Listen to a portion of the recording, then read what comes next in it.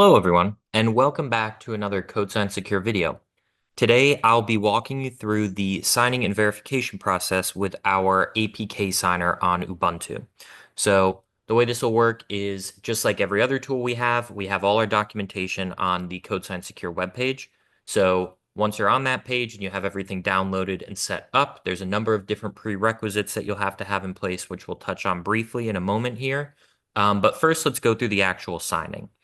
Now, with our APK signer, you'll see here we have a number of different flags and different values that we're putting in. The most important ones that I'll specify are that you must be in the actual folder that you've set up our APK signer in. So in our case, we're in this pkcs11 underscore wrapper dash Ubuntu folder, and you'll be running this APK signer command from here. Now, of course, we're specifying that we're signing here. We're providing our provider class as well as the provider argument. So these are specific details that you provide when you're doing certain signings on Ubuntu or Linux. And this provider argument here is just specifying the configuration file that the PKCS11 properties are set up in. We have our key store values here as well. So in this case, we have key store type. And of course, in this case, we're going to be using the PKCS11 API on our HSM.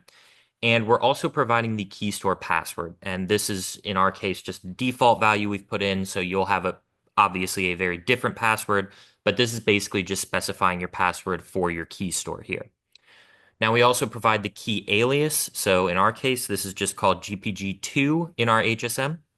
And then we provide our input file, so sample.apk, and what we'd like the output to be, which in this case would be signed.apk.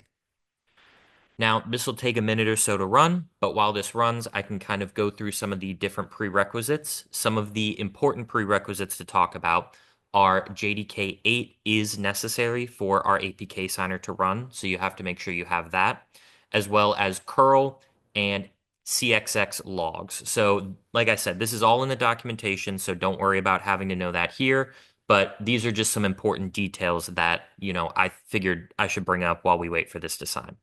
So we'll give this a moment to sign. And we've successfully signed the file. Now you'll see there's no output like we have with other signing tools, but we can just check that this file was signed properly by running our verification command. So in this case, we'll run it from the same directory. We'll specify APK signer verify this time, and we'll give the verbose flag so that we actually get an output from the verify command. And we'll pass the actual file itself that was signed. So that output file was signed.apk. In this case, we'll also specify signed.apk, and we'll run this. And this is the output you're looking for. It's basically just saying it's verified using a number of different schemes and things like that. But this is the output that you're actually looking for here. So thank you all for joining me for our Ubuntu and Linux APK signer.